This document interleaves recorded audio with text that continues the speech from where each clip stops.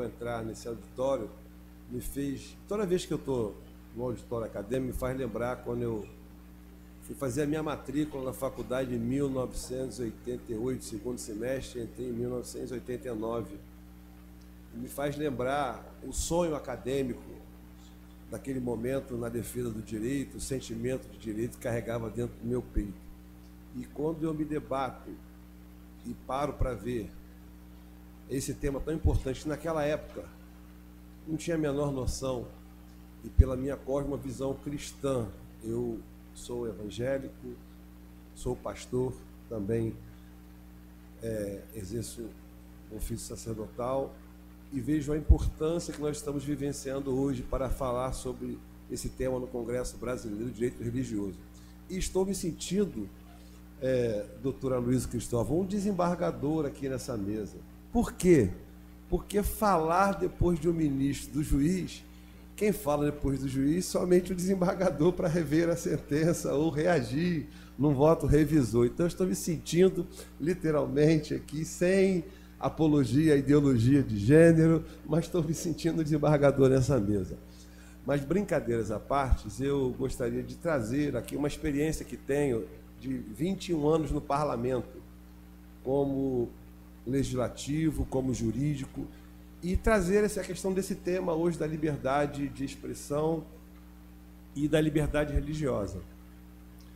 O que foi abordado aqui, o que tem sido abordado aqui, é tema diário nos últimos 2 anos, pelo menos lá na Assembleia Legislativa e nas câmaras municipais do Rio de Janeiro, dessa questão do debate do direito religioso de forma muito equivocada. E nós temos visto do ano passado para cá, no Rio de Janeiro, muito sobre a questão de racismo religioso, racismo recreativo, racismo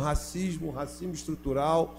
um tema novo que tem trazido, e com base nisso, nós temos visto a limitação da liberdade de expressão, em particular a liberdade religiosa. Como foi colocado aqui à mesa pelo nosso querido ministro Cabreira, a questão do discurso de ódio. E eu tenho lá assessorando a deputada Índia Armelau, que inclusive, presidente, doutor Tiago, ela gostaria que nós fizéssemos lá um seminário sobre liberdade religiosa e discurso de ódio na sede do Parlamento Fluminense, onde eu vim para cá, conversei com ela. Então já fica aqui o convite para marcarmos alguma coisa já para fevereiro do ano que vem, porque tem recesso em janeiro, de repente fevereiro ali, ou depois do período do carnaval, alguma coisa nesse sentido, para também sediarmos lá no Parlamento do Rio de Janeiro esse tema tão importante. E dentro desse aspecto da liberdade de expressão, da liberdade religiosa, nós temos visto, desde o início aqui, as falas iniciais, que você hoje ferir a liberdade religiosa, você estaria ferindo a própria democracia. E nós temos visto, diante da nossa cosmovisão cristã, judaico-cristã, hoje, uma restrição e um medo do que os líderes religiosos, os estudantes, os acadêmicos de direito têm em falar da sua fé, em falar dos seus valores, em falar da sua cultura, da sua crença, do seu exercício da sua fé. Porque se criou a figura do discurso de ódio. E o que é discurso de ódio? O que vem a ser o discurso de ódio? Dentro do parlamento hoje, todas as discussões que se falam de racismo religioso se coloca de uma forma do pensamento contrário ser o discurso de ódio, de pensar diferente, uma crítica diferente ser discurso de ódio. Nós temos visto decisões judiciais que têm uma grande repercussão na mídia, como se fosse discurso de ódio afirmar valores intrínsecos à sua fé, independente qual seja a sua convicção religiosa, seja ela judaico-cristã, seja ela de matriz africana, não importa aquilo que você pensa como fé, mas pensar diferente, falar diferente, tem trazido medo. E, às vezes, uma minoria política tem levantado a questão do discurso de ódio de forma equivocada, trazendo uma restrição na prática em relação à liberdade de expressão e à liberdade de expressão religiosa. Uma coisa que me preocupa, doutor Walton, e nós falamos isso no último Congresso Brasileiro de Direito e Religião, num dos painéis, foi discutido isso dentro do seminário do Congresso, que era a questão do proselitismo religioso. E eu quero fazer esses 2 pontos aqui na fala do doutor doutor Aloysio Cristóvão, esse tema para abrir também para discussão, que é dentro da liberdade religiosa ampla, garantia constitucional que nós temos, essa questão da limitação que passa muitas das vezes de forma equivocada o direito ao proselitismo com o discurso de ódio, que é um tema atual, um tema importante, onde nós temos visto, às vezes por conta do fenômeno da internet, dentro das comunidades religiosas, que por conta desse período de fechamento sanitário que nós vivenciamos da pandemia, uma mudança tecnológica, onde os cultos, na sua maioria das entidades religiosas, passaram a ser transmitidos pela internet. E aquilo que era interna corporis, aquilo que era fechado uma comunidade, passou a se divulgar, pelo menos na rede social, podendo até às vezes não ter um número de acessos enormes ali, mas aquilo passou a ganhar a rede social e, por vezes, uma fala de um líder religioso, seja ele católico, evangélico, budista, muçulmano, tem, às vezes, trazido consequências danosas para aquele líder que expressa o seu valor, a sua fé, a sua convicção para os seus membros, dentro de um ambiente, dentro de uma cosmovisão que ele adota, e determinados segmentos entendem que a fala daquela pessoa dizendo que a sua fé é melhor, ou na prática dizendo daquilo que nós cremos, que da Bíblia que nos diz que Jesus Cristo é o único caminho e a verdade e a vida, com base na nossa cosmovisão cristã, dizendo que, por exemplo, ele é o único caminho, que quem não aceitar a este caminho, a esta proposta de vida, de fé, vai ter uma eternidade num local de sofrimento. Ou, às vezes, também dizendo, num discurso religioso, numa fala religiosa, que aquelas pessoas que cultuam a determinadas entidades, aquilo é demônio. E nós temos visto que essa fala, em razão de dizer que a religião dele é melhor, ou que a religião dele é a certa, ela tem sido criminalizada. E isso tem trazido medo, tem trazido uma certa mordaça para alguns líderes. E nós estamos aqui debatendo isso, a amplitude do direito religioso, a amplitude da liberdade de expressão religiosa. E eu trago aqui um julgado que é muito importante e balizador, e quem tem trabalhado muito isso é o professor catedrático aqui, o nosso doutor Tiago Vieira, no curso de Direito Religioso, onde o BDR tem feito um grande trabalho, e recentemente na última aula, inclusive, foi abordado esse tema num recurso que eu tenho buscado, inclusive, lá na Assembleia Legislativa, assessorando a parlamentar, colocar esses princípios que nós estamos debatendo aqui dentro das leis, dos projetos de leis que vão virar leis. Nós estamos falando aqui sob o ponto de vista acadêmico, mas na prática o que nós temos visto é formação de leis influenciadas por uma forma equivocada. Há um cerceamento da liberdade religiosa através da formação das leis, porque aquelas pessoas que estão representando o povo, existe uma influência equivocada e que estão colocando isso no papel. E aí as câmaras de vereadores, por falta de conhecimento do parlamentar, do vereador ou do assessor, as assembleias legislativas, por falta de conhecimento, ou às vezes há o conhecimento também, mas há uma tergiversação naquilo que se quer se propor, começa a se criar um arcabouço legislativo atual que está castrando o direito religioso na sua amplitude.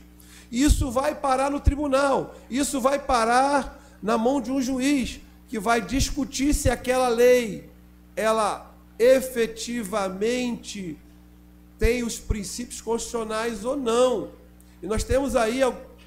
algumas decisões importantes, como eu coloquei, que o professor Tiago tem sido um arauto importante desse tema, e trago aqui a leitura no RHC 134682 da Bahia, trazendo elementos para se configurar o discurso de ódio, para balizar a você e a mim e aqueles operadores do direito que trabalham no poder legiferante, aonde as leis estão sendo ali formadas, e o papel fundamental de um assessor, de um parlamentar, vimos aqui uma vereadora, quando se debate na Câmara ou na Assembleia Legislativa ou na Câmara Federal, temos que colocar nas leis aquilo que estamos debatendo aqui, porque são elas que vão instruir amanhã a tua forma de falar. O juiz vai aplicar, além dos princípios, às vezes uma legislação estadual, e que se essa legislação não for declarada inconstitucional, vai induzir muitas pessoas a uma mordaça, vão se aplicar esse direito da delegacia, se tiver a questão penal, vão se aplicar dentro do âmbito da administração pública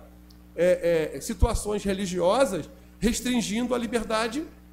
do ser humano, do servidor que ali está. Então eu quero aqui trazer, em relação ao discurso de ódio, nesse RHC 134682 da Bahia, que diz o seguinte: o discurso discriminatório somente se materializa após ultrapassadas 3 etapas indispensáveis. Ele traz um norte, uma estrutura para que se configure o discurso de ódio. Não é simplesmente falar contrário, ou ser mais incisivo, ou discordar, ou mesmo ser até mesmo inconveniente numa fala, naquilo que ele acredita ser discurso de ódio. Foi dito aqui que podemos pensar diferente, e é bom que se pense diferente, é importante que se pense diferente. Isto é o Estado democrático de direito, respeitar valores e ideias. O ser humano nasce diferente. A fé, a crença é algo fundamental, que é algo que a cristandade, a divindade, ela conosco participou de alguns atributos, chamados de atributos que foram participar do amor. Deus é amor, e por isso ele compartilhou através de nós alguns tipos de atributos, dentre eles o amor, a forma de pensar, a forma de crer, a forma de chegar no mundo. Mas diz aqui a decisão judicial, um caráter, 3 etapas indispensáveis. Uma de caráter cognitivo, que atesta desigualdade entre grupos e indivíduos. Tem que para se falar de discurso de ódio, ter essa desigualdade, afirmar isso de forma clara. Um outro de viés valorativo, em que se assenta suposta relação de superioridade entre eles. Tem que se dizer que você é superior na sua fala, no seu discurso, àquela pessoa, nessa relação de superioridade. Um terceiro ponto é que o agente, a partir das fases anteriores, ou seja, dessa parte de desigualdade de grupos e superioridade, ele pressupõe uma legítima dominação, exploração, escravização, eliminação ou supressão ou redução dos direitos fundamentais do diferente, que compreende inferior. Se não tiver esses 3 elementos olhando o julgado, não vai se configurar discurso de ódio. E aí nós temos mais à frente um pouquinho importante dentro da ADO 26, aquela famosa decisão. Aí eu peço, eu não sei quanto tempo eu ainda tenho, mas eu vou pegar os 3 minutos, que me deu 1 minuto, então eu tenho 4, na verdade, porque o ministro Cabreira falou menos 3, não é isso? Naquela ADO 26, onde foi tratado a questão da homotransfobia, um tipo penal sendo criado pelo Supremo Tribunal Federal, algo muito estranho ao ordenamento jurídico e à academia, mas naquela ADO algo importante foi dito. Algo importante foi dito em relação à fé, ao proselitismo, à sua fala, e aqui eu trago esse recorte que foi trazido pelo professor Tiago dentro do curso, e eu trago essa parte importante aqui, que diz: a repressão penal, a prática da homotransfobia não alcança nem restringe ou limite o exercício da liberdade religiosa, qualquer que seja a denominação confessional professada, a cujos fiéis e ministros, sacerdotes, pastores, rabinos, mulás ou clérigos muçulmanos líderes ou celebrantes das religiões afro-brasileiras, entre outros, é assegurado, em negrito, o direito de pregar e divulgar livremente pelas palavras, pela imagem ou por qualquer outro meio o seu pensamento e de externar suas convicções de acordo com o que se contiver em seus livros e códigos sagrados, bem assim o de ensinar, segundo a sua orientação doutrinária ou teológica, podendo buscar e conquistar prosélitos e praticar os atos e cultos e respectivas liturgias, independente do espaço público ou privado de sua atuação individual ou coletiva, desde que tais manifestações não configurem discurso de ódio, assim entendidas aquelas exteriorizações que incitem discriminação, a hostilidade ou violência contra a pessoa em razão da sua orientação sexual ou identidade de gênero. E eu trago esse ponto sobre a questão do discurso de ódio, o proselitismo, que é o direito que você tem de buscar o fiel, de falar que a tua fé é boa, é melhor ou em relação a outra, porque não vão nos calar. Precisamos ter o conhecimento do direito do nosso lado para que a nossa manifestação da liberdade religiosa seja ampla e garantida. E por isso estamos aqui, nesse 4º Congresso do Direito, reagindo, colocando posições, trazendo conhecimento na academia, com operadores do direito, e você que está em casa nos assistindo. Nós temos a liberdade de expressão e temos a necessidade, através das leis, na Câmara e nas Assembleias Legislativas, de incluir regras e conceitos, tipos conceituais do que é o discurso, o que não é o discurso de ódio. Porque o definir, como disse o ministro Cabeira, a questão da palavra, ela é colocada de forma subjetiva e o tipo penal aberto, ele leva a muitas interpretações do juiz. Termino aqui a minha fala, agradeço a benevolência dessa mesa, pelo falar alguns minutinhos, mas é uma alegria poder estar aqui e não poderia deixar de aproveitar, vim do Rio para cá para poder trazer essa reação e me sentir desembargador por uma vez, pelo menos, na mesa. O